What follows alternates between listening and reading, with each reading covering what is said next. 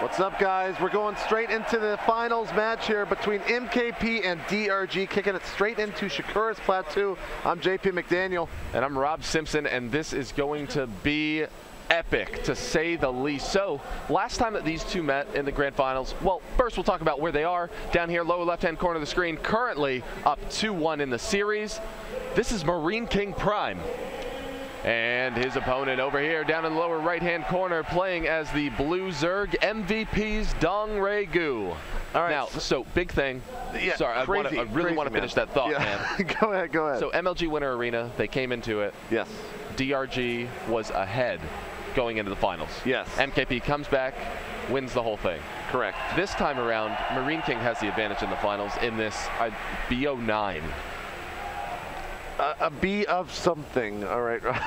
We want to. It's got to be 9, because if they had never met, it's an automatic 5. Yeah, yeah. And they have met. New rules here, basically at MLG. That's what me and Rob are trying to get through. So DRG actually just played an insane series against Hart. That last game was basically all you can really want from a TVZ, and DRG was able to seal that deal. Hart had a great run throughout this entire tournament. First MLG, third place. It doesn't get much better than that, Rob.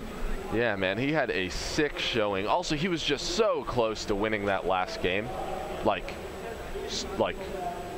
he pretty much almost won that last game. It was a rough final basically push. If he had Couple three more Vikings, 3 or 4 more Vikings, it would have been a completely different game. So yeah. 15 hatch going down for DRG, and also 15 by that CC going down for MKP. So going to be some macro plays coming on out here. Although maybe, I don't know, I want to see MKP try something crazy. He doesn't even have his first racks down. He's probably not too worried about this. Yeah, this is kind of what you expect here. MarineKing can open up with that 2 racks pressure. It is kind of the quote-unquote cheesy thing to do in this matchup, but he can also play the long game, and he demonstrated that earlier when these two met earlier in the day. Yes. Yes, he is capable of so many styles of play, but the one that he has just repeatedly told us that he loves the most and is the best at is that patented MMM play that he is just for whatever reason. Doesn't matter if you have more things, doesn't matter if you have any sort of advantage, he's going to win the fight. Yeah. I mean, this is a guy, and this has been said many times, but this is a guy that sits in the Bailing Marine split custom map for hours upon hours, just sitting there practicing, splitting his Marines over and over. So he is very well accustomed against this matchup. And his Marine splitting and his control, I kind of feel like is best in the world. But DRG, I feel like, is one of the best players in the world, if not the best player in the world at the moment.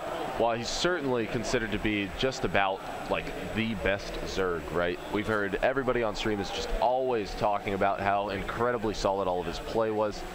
But I want to know if MKP still has his number, because this will be then the 3rd series in a row that they played against each other that MKP has won. Yep.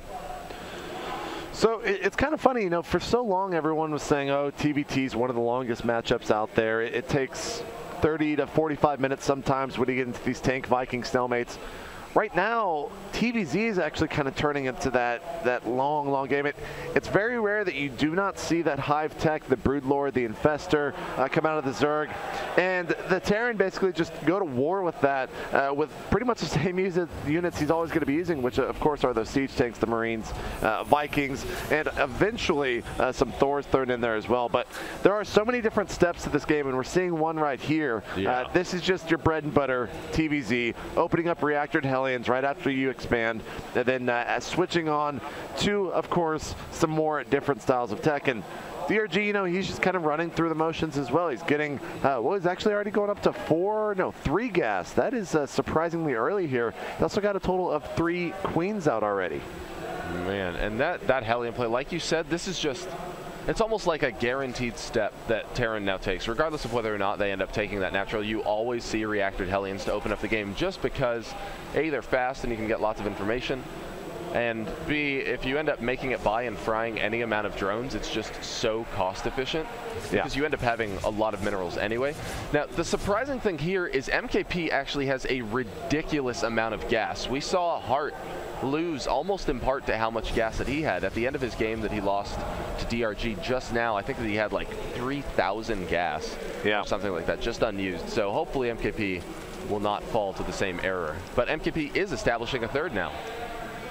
Oh, yes, and we see the Roach Warren is down. Now, DRG's just done a good job with all of his Queen and Spinecrawler placement in general. The Hellions can't do much, and even if they did get by the time they get up there, we'll likely see Roaches in play anyway.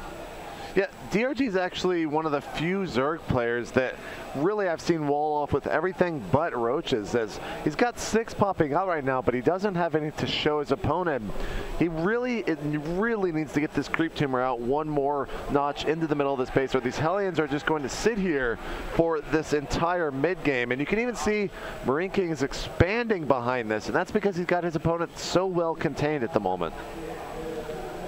And that's smart, right?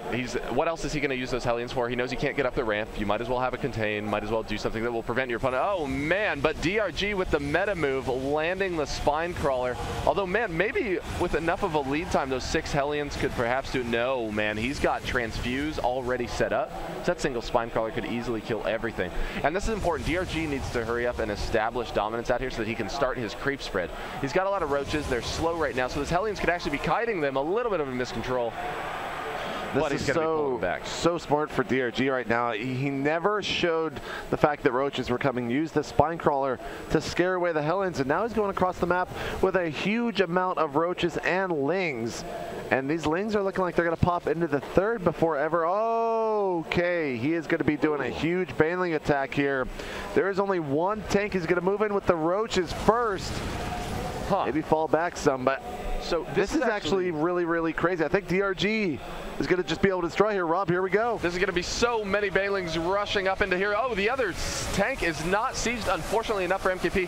And now there's just Roaches even more Banelings. This is a huge crushing blow to MKP. All of the SCVs have died. He's at about half the supply count of his aggressor. And of course the assault is going to continue from here. Here come the rest of the SCVs opening themselves up to sacrifice there to the Banelings. There is not much that MKP can do here, as there's so many Roaches. The tank pops out. That is going to be the one thing that'll keep him really in this. But 23 supply to 83.